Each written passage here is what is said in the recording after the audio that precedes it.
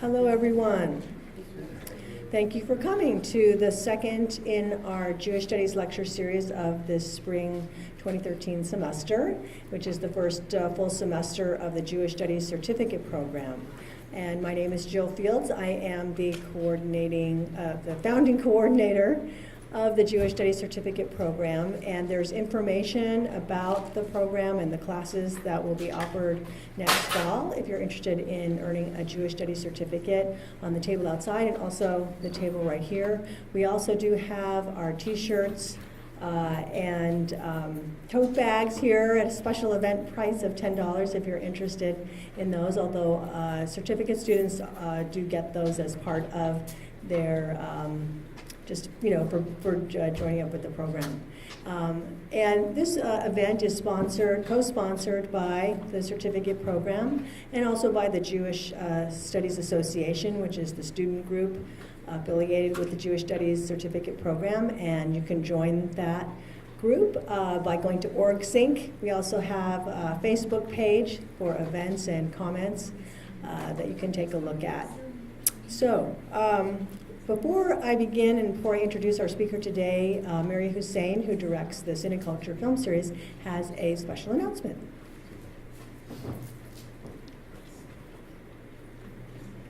Thank you.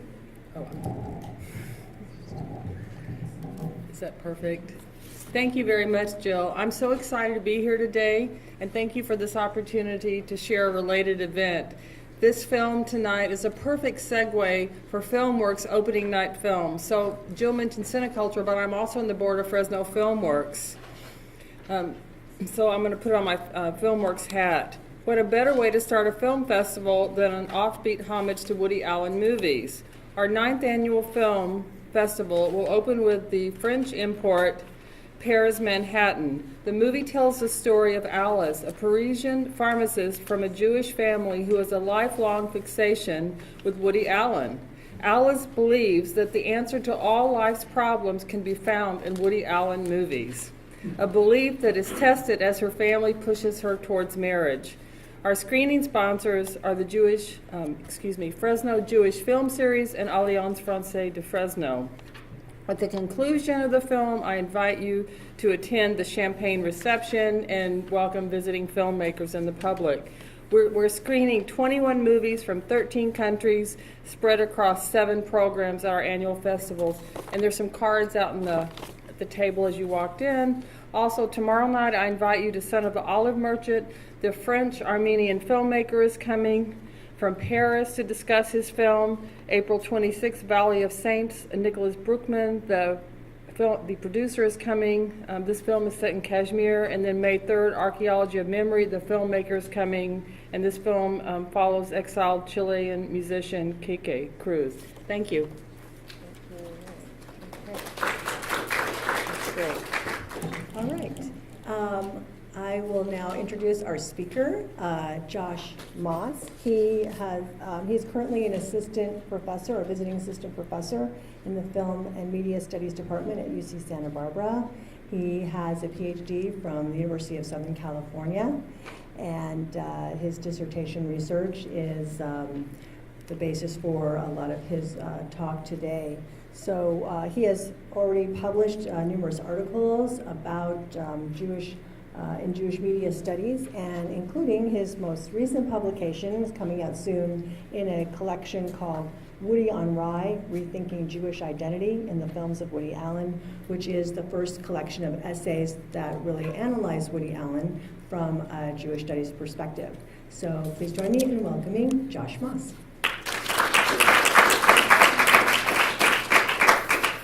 Thank you, Jill, and also to Fresno State Jewish Studies Program for inviting me here. How many have seen Midnight in Paris? I'm just curious. Most of you. Okay, good, because I'm going to be giving, spoilers are in this talk. So if you haven't seen it, I apologize, but I can't really analyze it in this talk without kind of getting into some of the events of the film. Then again, we're not talking a mystery of, I'm not ruining Lost.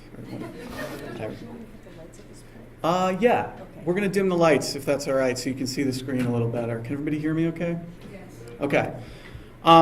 And yeah, and this is, as Jill mentioned, this is a version of the chapter that I wrote for this Woody on Ride book that I'm very excited about. It comes out in December on Rutgers, I think it's Rutgers University Press. It's a collection of academic chapters on Jewishness and Woody Allen, which would seem to be something that would have been written on more. And yet, interestingly, when we started work on the book, we were surprised to discover that although many people refer to Woody Allen as a Jewish comedian, Jewish filmmaker, analytically and critically, he hasn't really been analyzed yet fully from an academic standpoint. So that's something, hopefully this talk will start, and the book will kind of continue that conversation.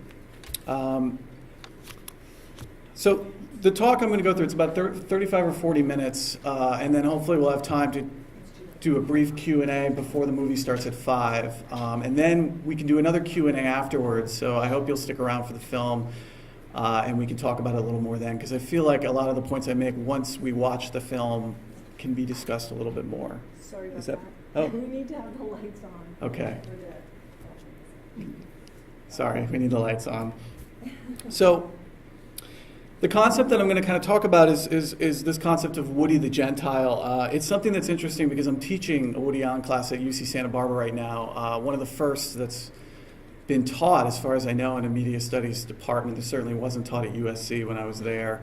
And for most of the undergrads, this is one of the first films they ever saw by Woody Allen. So it's many of you may be coming to this talk from a very different perspective than those of us who grew up kind of knowing the Woody Allen persona. But I'll get more into that.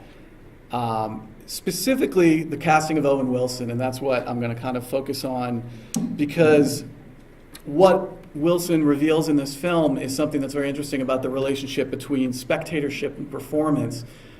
This is something we all can think about, which is that in watching Owen Wilson, we're not simply watching a performance, we're also aware of Woody Allen as we're watching Owen Wilson. So it's for me, it was a great example to start to talk about what that means and what it means for us as spectators when we experience a film and we're not simply analyzing the events of the film, but we're aware of a second layer of meaning. The second thing I'm going to talk about a little bit is the film's discussion of this notion of memory and nostalgia, and what is embedded in this film, which is the traumas, and specifically the Jewish traumas of European history and of France in the 1890s to the 1920s. It's something that's not specifically addressed in the film, but hopefully by the end of my talk and after watching it again, you'll agree with me that it is absolutely present. It's certainly something that Allen has dealt with in other films. I'm going to talk about that a little bit too. In specifically the Dreyfus Affair, which is the catalyzing event of the left bank in Paris of the 1920s.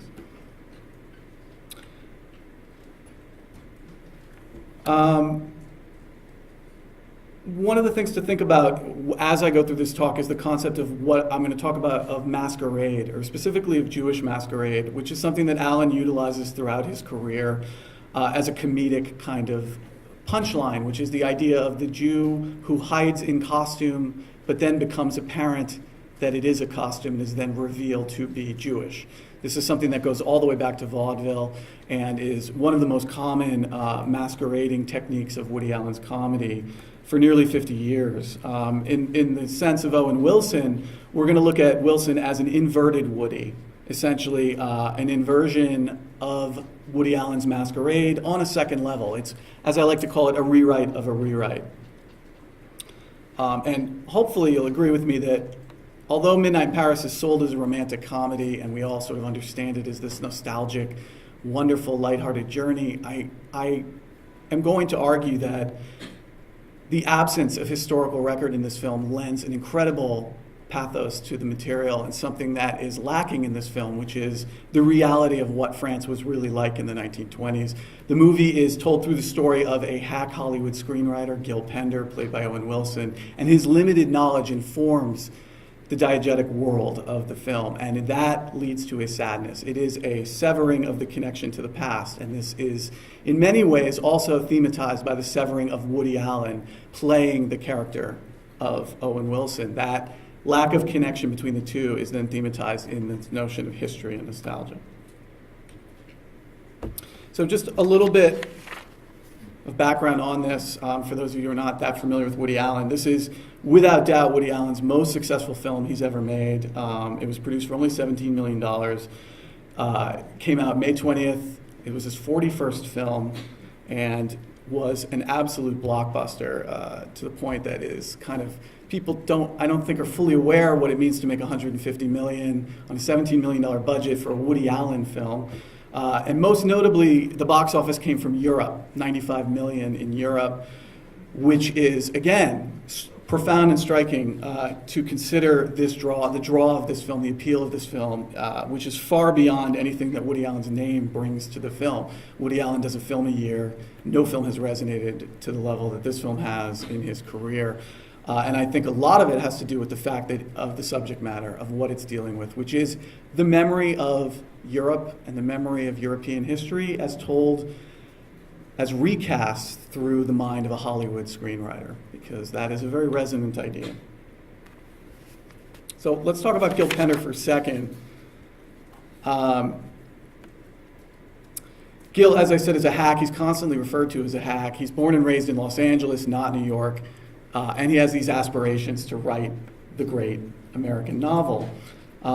So central to the discourse around the film is this performance, this notion of Owen Wilson as a familiar Woody Allen archetype, but not quite a Woody Allen. In fact, in many ways, an inversion of Woody Allen on every level.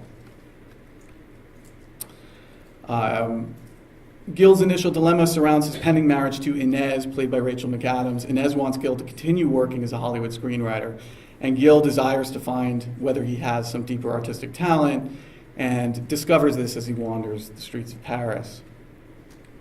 So this notion of an entanglement between fantasy and reality are the recurring theme of the film. To Inez and her contemporaries, Gil is a hopeless romantic, completely out of touch with contemporary mores. And in a sense is the definition of Freudian melancholia. He has an inability to let go of an imagined past. And of course, for those of you who know Freud, or know Woody Allen, Freud is of course a continuing joke. Are we okay here? Okay. Okay, I like the fading lights. It's like works with the notion of nostalgia and fantasy. So, for those of you who haven't seen it, Michael Sheen plays Paul, who calls this in the film Golden Age thinking, and says it's a flaw in the romantic imagination of those who find coping with the present too difficult. And much of the themes of this film is the inability to cope with reality and hiding in nostalgia and hiding in fantasy. And that notion of hiding in masquerade permeates the film.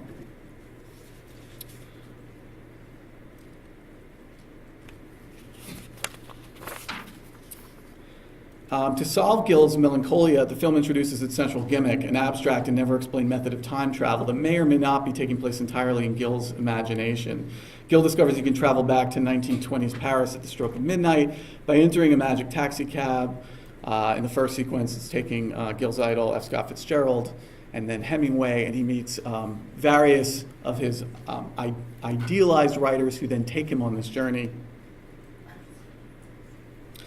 Once in 1920s Paris, Gil meets all of his idols, Gertrude Stein, Man Ray, Salvador Dali, each of whom, however, are presented as cartoonish, depoliticized stereotypes. And this is what's very important, I think, to my reading on this film, and I'm very curious to hear your thoughts after we screen it, which is that these are cartoons, they are Hollywood versions of who these people really were, and that essentially is the core joke of the film. Hemingway is hyper-masculine, Dali and Man Ray speak about art in this kind of way that we would imagine, that Gil would imagine they would. They're essentially Cliff Notes versions of themselves, reductive and simplified.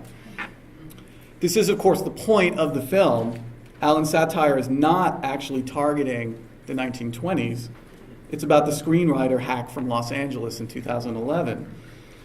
And this world is a manifestation of Gil Pender's own limitations. The key figure that helps Gil explore this desire is his idealized Parisian muse, Adriana, played by Marion Cotillard. Hope I pronounced that correctly. She becomes Gil's idealized alternative in contrast with his unsatisfying relationship with Inez. As the author of his world and reflecting his limited knowledge, Gil produces this depoliticized Parisian cliche. But this cliche, and Adriana challenges him on this, and I'll get back to Adriana in a second because she's very important to this film. is an indictment of the author that echoes Woody Allen's classic critique of himself as a mediocre writer and a failed artist who aspires to create great works of art and never does. This is a theme that has been in Allen's work from the beginning. This comes together in the first line of Gil Pender's novel, The Story Within the Story, or the story that our author within the film is writing, which is read by Gertrude Stein. And in classic fashion, in classic Woody Allen fashion, it indicts the artist without the artist knowing. The line is, what was out of the past, which is this store that Gil's character wants to own, a nostalgia store. Out of the past was the name of the store, and its product consisted of memories. What was prosaic and even vulgar to one generation has been transmuted by the mere passing of years to a status at once magical and also camp.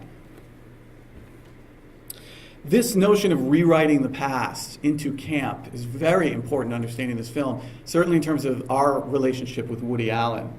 As audiences understood, this is not a film about Gil Pender's desire to rewrite his life into art.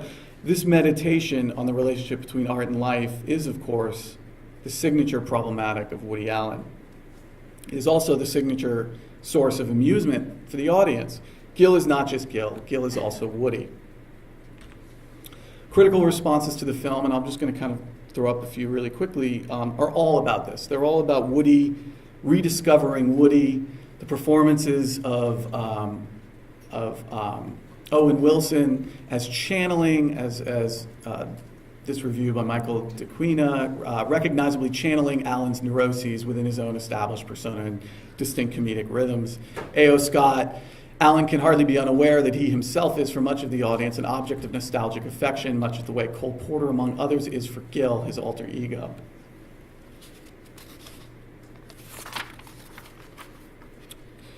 By the time we get to Kent Jones, his quote, Owen Wilson brings something new to the Allen's universe. On a purely technical level, he makes Allen's overlapping dialogue his own, slowing the rhythm down to the speed of his own plaintive yearning. And this point is very important because it's not necessarily that we locate Woody in Owen Wilson himself, we locate it specifically in the dialogue. And I'll just show a clip that, for those of you who know Allen, should sort of make this point clear. But he had lost his hand when the grenade went off and couldn't fight as he could when I first met him. And he was young and brave, and the hill was soggy from days of rain, and it sloped down toward a road, and there were many German soldiers on the road. And the idea was to aim for the first group, and if our aim was true, we could delay them. Were you scared? Of what? Getting killed? You'll never write well if you feared dying. Do you? Yeah, I do. I'd say it's probably might be my greatest fear, actually. Well, it's something all men before you have done, all men will do. I know. Have you ever made love to a truly great woman? Actually, my fiancée is pretty sexy. And when you make love to her, you feel true and beautiful passion, and you, for at least that moment, lose your fear of death. No, that doesn't happen. I believe that love that is true and real creates a respite from death. All cowardice comes from not loving or not loving well, which is the same thing. And when the man who is brave and true looks death squarely in the face, like some rhino hunters I know, or Belmonte, who's truly brave, it is because they love with sufficient passion to push death out of their minds, until it returns as it does to all men. And then you must make really good love again. Think about it. Okay. So in this sequence, we see the iconic identifiers of the Woody Allen persona. Gil is terrified of death. He's fascinated by the more confident alpha male, embodied by this icon of hypermasculinity, Ernest Hemingway.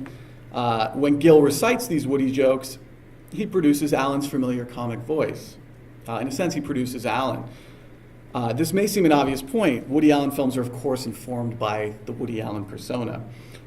But it's striking to observe that no major critical or popular reception of the film understood the film as a self-contained text. The reception of the film was entirely framed by a relationship between the Owen Wilson character and the Woody persona, and of course director Woody Allen as an auteur.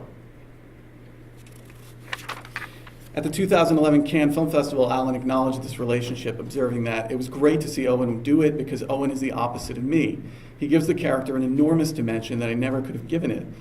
Allen confirms what is obvious to the point of being self-evident. Whether or not Allen himself is present in the film, Woody is the specter that structures the comedic mode.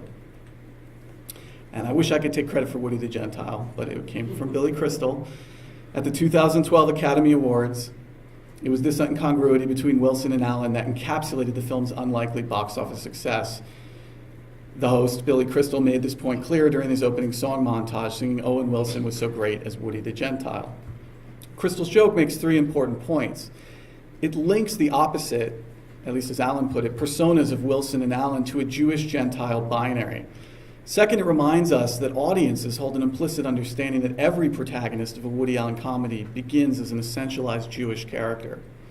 Third, when the actor playing the Woody role is clearly not Jewish, as with Owen Wilson, a unique form of comedic alchemy is produced. But this also presents a problematic. Unlike the typically hyper-anxious and insecure Woody character, Gil travels through the events of Midnight in Paris in a bemused, enchanted, and untroubled state. While experiencing his time-traveling adventure in the 1920s, he's relaxed, he goes with the flow, right? These are the things we all know of Owen Wilson, and they occur throughout the film. Gil is also easily accepted by his artistic and literary idols,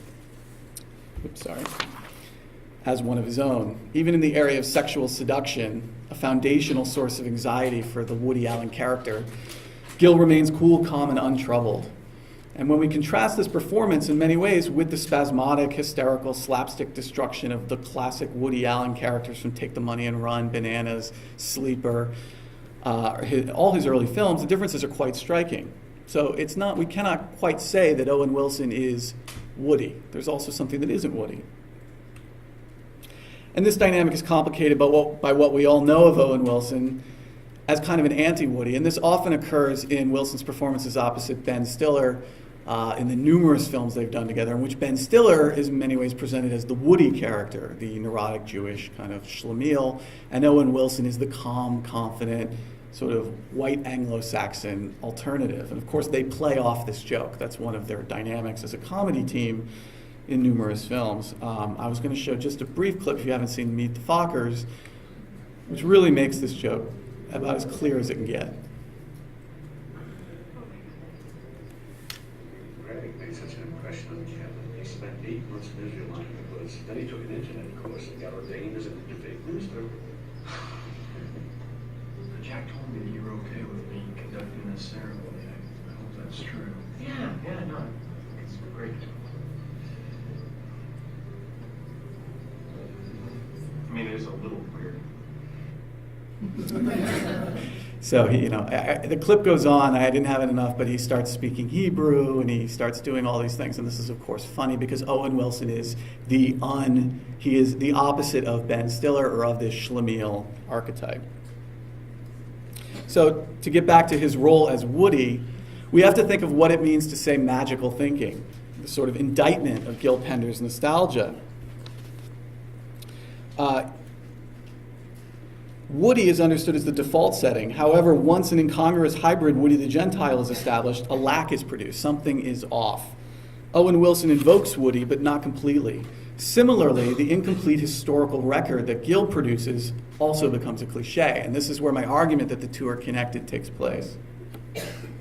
I had just one more brief clip to kind of... Nice to see you tonight. I was hoping... Voila, ma petite Adriana.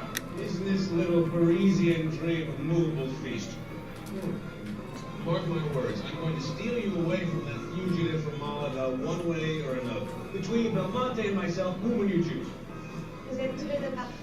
But he has more courage. He faces death more often and more directly, and if you chose him, I'd be disappointed, but I'd understand. Yes, he's chosen Picasso, but Pablo thinks women are only to sleep with or to paint. What about you? I think a woman is equal to a man in courage. Have you ever shot a charging lion? Never. Would you like to know how that feels? I don't think so. You ever hunted? No. You? Only for bargains. So, once again, this is the classic urban Woody Allen schlemiel joke. Gil, in this moment, is a pseudo-Woody. He's presented in contrast with Hemingway's hyper-masculine alpha male. Clever language is prized over the bravery of shooting a lion. This is a key signifier for the Woody character through numerous films. But just as Hemingway is a cartoonish, idealized version, Gill is the cartoonish version of Woody. In classic Allen fashion, art imitates life. However, in Midnight in Paris, this occurs through an inversion. The Jew is now the white Anglo-Saxon. Gill is funny not only because of who he is, but also because of who he's not. So, to briefly, for those of you who don't know Woody, I do want to sort of show you a little bit of early Woody Allen so you can understand what I mean by the masquerade. The first question is, does everything Woody Allen in his default character, do we have to assume there's a Jewish identity to it? The answer is probably a qualified yes, certainly in how Woody Allen set himself up for the first few decades of his career. This Jewishness is tied to his role as an urban intellectual, highly neurotic, a citizen of New York City, all of the modern cosmopolitan Jewish landscape. But it's something that Allen himself has always resisted, surprisingly. In fact, I found a quote from 2009 when he said, it's funny, I have a blind spot here because I wouldn't see what I do as Jewish humor. I would see it as funny if you think it's funny or not if you don't. But I never think of it as Jewish in any way. Now, as I say, this is a blind spot because you and other people might feel differently. And I think this blind spot is very important to understand this tension and certainly how his comedy worked in the first few decades of the establishment of his persona. In 2010, Sarah Hammerschlag described one of the most important literary and artistic concepts produced in Europe at the turn of the 20th century as what she called the figural Jew. And it's very important to realize that this notion of comedy that Woody does in Masquerade, he's not the first. He certainly is probably one of the most famous of the last 50 years. But Hammerschlag observes that this notion of a figural Jewish representation in art dates crucially, and here's where we come to Midnight in Paris, to the 1910s, 1920s. Hammerschlag talks about how it appears repeatedly in Europe as a rootless ahistorical figure that intellectuals, thinkers, artists, and academics in Paris use as a metaphor to describe the tensions of modernity. The figural Jew appears in the writings of Jean-Paul Sartre, Emmanuel Levinas, Maurice Blanchot, and Jacques Derrida, among many others. The figural Jew is an abstraction fully disconnected from history and homeland. The figural Jew is also a key target for 20th century nativist rhetoric that rallied against modern culture. And to just briefly cover what's going on at this period in modernity, and I kind of love this image, I found this on the internet, I think it so kind of sums up this kind of, the chaos of this period. This is, of course, the period when Midnight in Paris travels back to, of tumultuous change, breakthroughs in medicine, X-rays, radio, cinema, all of these massive transformations in culture were taking place. But this period also brought with it a hysterical reactionary nativism, especially in Europe and especially in Paris. Fear and anxiety over the breakdown of national identity targeted the usual historical scapegoat, the Jew. Jews were seen as the harbingers of the new cosmopolitan world. Marx, Freud, and Einstein, the key thinkers of what was seen as revolutionary and modern thinking in politics, psychoanalysis, and physics, respectively, were all attacked for being Jewish and for spreading the new sciences as a form of Jewish threat. The backlash, as we all know, eventually led to the incomprehensible tragedy of the Holocaust. But this was all beginning right here. I mentioned Dreyfus earlier. This is the first major crisis of this period, what Hannah Arendt called the dress rehearsal for the Holocaust. For those of you who don't know, Dreyfus was a captain in the French army, French Jewish captain, who held the highest military rank a Jew had ever achieved in France, who was accused of betraying France and selling secrets to Germany in the mid-1890s, even though the evidence was specious at best and faked. Dreyfus was convicted and sent to solitary confinement on Devil's Island. And for years of appeals, France's leading intellectuals appealed to open the case again, and nobody did. For, I think, 15 or 20 years until Dreyfus was eventually exonerated and released. The Dreyfus Affair was an enormous scandal infused by intense anti-Semitism that split France between pro- and anti-Dreyfus arts, dividing the country.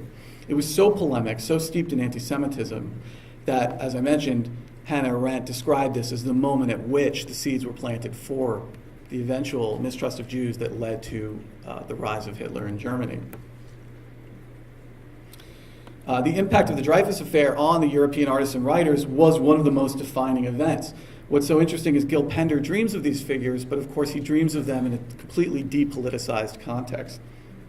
Emile Zola was the first to really launch this pro-Dreyfus movement in 1898 with Jacques Cuset, Méliès, for those of you familiar with silent film, early film, one of the first filmmakers. If you all saw Hugo, based on Méliès, kind of left this part out. Méliès was very political, and in 1898 made a series of pro-Dreyfus short films to rally support for the cause. The films were then banned in France after fistfights broke out in theaters. That's how intense this was. In the United States, Jewish immigrants and the first wave of Jewish comedy responded to a lot of this through a sort of comedic use of masquerade. One of the most unfortunate, of course, is blackface, in which ethnic masquerade was performed as comedy. A number of scholars, most notably Michael Rogan, argues that these blackface routines, performed by Al Jolson and Fanny Brice, while reinforcing horrible stereotypes, were intended as a deconstruction of ethnicity for all ethnics, as a sort of humor to say ethnicity is performance, and in the end, the Jew chooses the worst ethnic performance he could choose, which is blackface, and therefore fails to hide. And so the joke is actually on the Jew, who is unable to disguise himself, picks the one ethnicity that then results in that would be worse for him to be than Jewish. And that is one of the comedic understandings of blackface at the time. This is the response to Jews of representing the crisis of modernity through their nature of being a nationless diaspora. If the Jew could mock his own malleable cosmopolitan nature, he or she could claim a new identity, that of American. By the 1930s, and here's where we see the template for Allen's comedy, Jewish masquerade, presented as transparently fake to the audience, but able to fool the suckers on the screen, was central to the American experience, most famously perhaps embodied by the Marx Brothers, Groucho, Harpo, and Chico, who fail to disguise themselves from the audience, but are able to fool the numerous high culture people that they then play with in their films like Night at the Opera. Laughter is provoked at the breakdown of socially mediated signifiers of ethnicity, class, and gender. Their unrepentant nature, yet refusal to drop the comedic ethnic masks, spoke to the role of the American Jew as unable or perhaps unwilling to fully resolve his American identity. By the 1950s, accused by Joe McCarthy in the HUAC investigations of embedding communism in media, Jews in Hollywood resisted their explicit Jewish identity. A new white normativity took hold. 1950s era movie stars, Rock Hudson, Doris Day, would follow this kind of iconography. Jewish comedy was still thriving, especially in early television and in the Catskills, but it was, and on the radio, but it was coded and implicit rather than explicit. By the 1960s, and I'm going very quickly here, but I want to kind of set up how Allen emerges in the 1960s. Counterculture impulses, Portnoy's Complaint by Philip Roth, the comedy of Mort Saul, the writings of Saul Bellow, Bernard Malamud, defined a new form of explicit Jewish identity, first in American letters, then in American comedy, and then eventually into cinema. And Woody Allen, as a comedy writer, emerging right at this time, becomes a part of this movement. Lenny Bruce, of course, being probably the most famous stand-up comedian at the time, to do explicit Jewish comedy and link that to kind of the emerging counterculture. Yeah, I hope you all see what he's holding up. 6 million Jews found alive in Argentina. Bruce would talk about these kinds of things. He would intersperse his comedy with Yiddishisms. He was in many ways the avant-garde of Jewish comedy and died, for those of you who don't know, tragically, of heroin in 1966 at the age of 40. Bruce died a year before what Jay Hoberman calls the Jewish New Wave, which was the movement in the late 60s in which explicit Jewish movie stars represented a counterculture response to the kind of normative identities of the 1950s that were very Anglo. I put up I'm a bagel and a plate full of onion rolls. Famous quote when Barbra Streisand plays Fanny Brice in Funny Girl. This is the callback to the Jews of the 1920s in her performance in 1968. These are just some of the performers of this time. And this binary is really what establishes in Woody Allen's films the normative masculine hero. And in Allen's first scripted film, What's New Pussycat, this would be played by Peter O'Toole. This is the confident, successful, secure in his masculinity fully heterosexual, at ease with others. It's an abstract Christianity. It is not necessarily specifically Christian in the religious sense. It is more of a Anglo identity. And generally, these figures are not comedic. The Jewish unhero would be the reverse, the cowardly, sexually panicked Nebuchadnezzar, constantly under assault. For those of you who haven't seen Bananas, you may notice on the left Sylvester Stallone's film debut in 1971 as an extra who menaces Woody Allen on the subway, kind of a great moment of kind of competing masculinities at their finest. And this informs Allen's films for the first 10 years, pretty much up until Annie Hall, this Anglo-Jewish binary. On the one hand, there's the confident male, and then there's Woody, who's the neurotic inversion. Casino Royale in 1967, James Bond, David Niven, and then there's Jimmy Bond, his neurotic nephew, is obsessed with sexually seducing women, to the point where he transforms into Dr. Noah, who's the parody of Dr. No, but he's given Dr. Noah, right? He's the Jewish kind of version of Dr. No, and he creates the serum that's going to cause all women to fall in love with men who are 4'6" and under. That's like the joke. Of course, Woody Allen's not that short, but the joke is pretty clear. This kind of comes to a head in Play It Again, Sam, 1972, when, as Allen really develops his character, he conjures up this spectral Humphrey Bogart to teach him how to seduce a woman. This is the ultimate kind of competing masculinities and the cinematic self-reflexivity that Allen was very aware of, how he represented the opposite of Humphrey Bogart. And so he brings Bogey to life to kind of teach him how to seduce Diane Keaton. In Sleeper, it takes on a eugenics mode in which Allen gets transported to a future dystopian kind of fascist society, and the heroic Erno is the leader of the Marxist leader of the revolution, who Allen describes as Mr. Whiteteeth with the wall-to-wall muscles. And Allen plays Miles Monroe, who becomes kind of the antithesis of this masculinity. Here's kind of an example of this. If I don't kill him, he'll make war all through Europe. But murder, what would Socrates say? All those Greeks were homosexuals. Boy, they must have had some wild parties. But they all took a house together on Crete for the summer. A, Socrates is a man. B, all men are mortal. C, all men are Socrates. It means all men are homosexuals. Oh, I'm not a homosexual. Once some Cossacks whistled at me. I happen to have the kind of body that excites both persuasions. Some men are heterosexual, and then some men are bisexual, and some men don't think about sex at all. You know, they become lawyers, yeah. Cuts off, yeah. It's a great joke. But you see how he's kind of, Allen is the opposite of kind of normative masculinity, normative gender roles, and this informs who he is throughout his early work. One other example, just very quickly, in the front, it's right on the poster, America's Most Unlikely Hero. So, as Allen practices this in his early comedy, Jewish masculine deficiency attempts to be heroic through a comedic masquerade. This is kind of the attempt to hide, and the inability to hide. He's always given away by his glasses, the iconic, right, sign of Woody. He ultimately cannot transform. He has an inability to stay hidden. This inversion of normative kind of racial physiognomy, gender roles are all being played with as kind of the source of this comedy.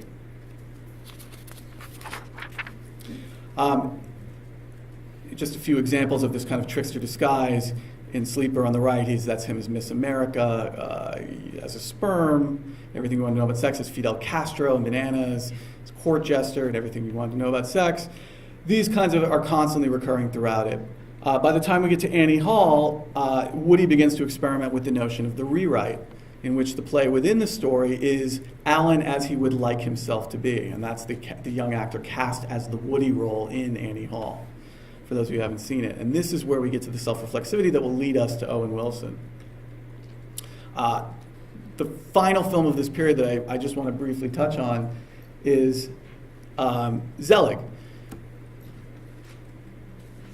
Zelig is really the pinnacle of Allen's use of masquerade as comedic historiography in the first part of his career. He plays the character of Leonard Zelig, who desires to assimilate so badly that he's able to physically transform his body. Yet the more Zelig seeks to hide, the more famous he becomes. The comedic paradox for the Jewish figure in modernity is unresolvable. There's Leonard as a Native American. Eventually, Leonard even hides as a Nazi. This film features interviews from everyone from Saul Bellow to Isaiah Berlin. It's a pseudo-documentary in which Alan's character, in a desperate attempt not to be accused of disloyalty, becomes this shape-shifting Jewish cipher in every nation that he attempts to hide in.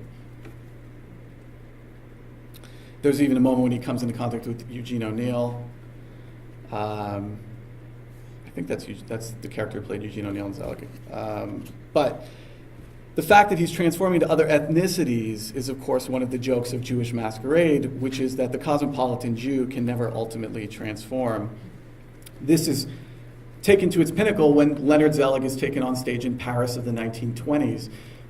During this sequence, he transforms into an Orthodox Jew because he's terrified. He becomes the most scared he's ever been, and he reveals himself as an Orthodox Jew, and as the narrator informs us, is immediately sent to Devil's Island.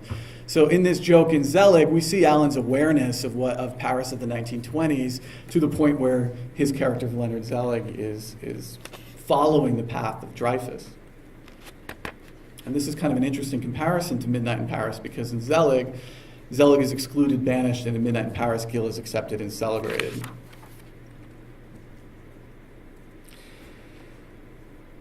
So in many ways, when we look at Gil Pender, Gil is seen as Leonard Zelig's final successful transformation. If there's any doubt of Alan's rewrite of his own past, observe the opening few minutes of Midnight in Paris. Like Alan's 1979 film Manhattan, it is a symphony of establishing shots of a beautiful city in all of its glory. And I think the opening of Midnight in Paris, I hope you all agree, is kind of crucial to this, because it is the opening of Manhattan done again, but done in a very different configuration.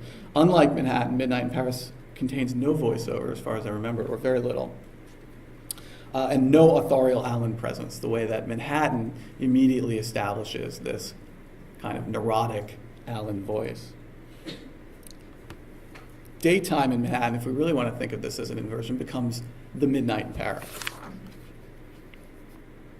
To get back to Adriana, and this is where we really see the hint of the Dreyfus affair in the film,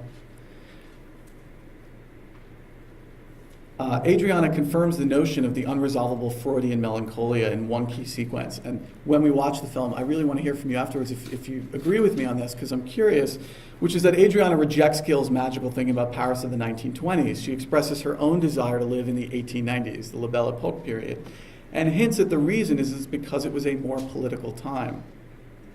Adriana is in many ways Gil's subconscious. She's speaking to him in the way that he can't hear.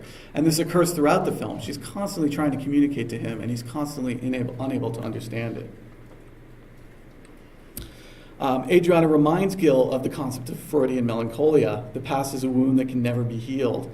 In the wake of the Dreyfus affair, the figural Jew marks the key turning point in modernity. The explosion of anti-Semitism divided the left bank, inspired the La Belle Epoque's art, poetry, literature, and performance. It also, the Dreyfus affair also inspired Theodor Herzl to found the Zionist movement in 1897.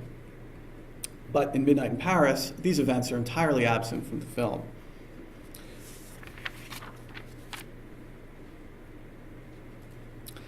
In this sense, Midnight in Paris can be understood as Alan's response to the westward path of the Jewish immigrant experience. This is what I mean by a rewrite of a rewrite. It is one that Alan himself embodied for decades, going from the European trauma to American comedy. But Gil Pender is a return. Gil Pender is a clueless, ignorant American Hollywood screenwriter who returns to Europe in this sort of Proustian search of something lost. But this is an extension of Alan's own exit from New York in 2005. For those of you who know, he leaves Manhattan and begins a European turn.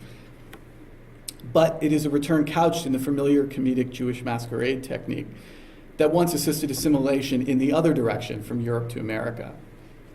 Alan's first masquerades echoed Al Jolson, Groucho Marx, as a kind of next generation performance of the 1960s and 1970s, part of that Jewish New Wave I was talking about.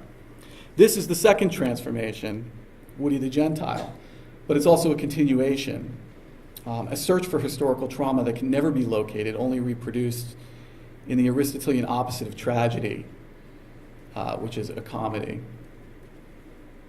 and this is my final kind of image here, that this is the rewrite. And that's my talk. Thank you.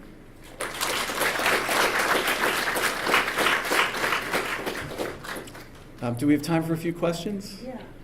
Or thoughts? Do you have some questions before we see the film? Yeah, Jill. I was wondering if you'd like to speak a little bit about the fiance's family. Mhm.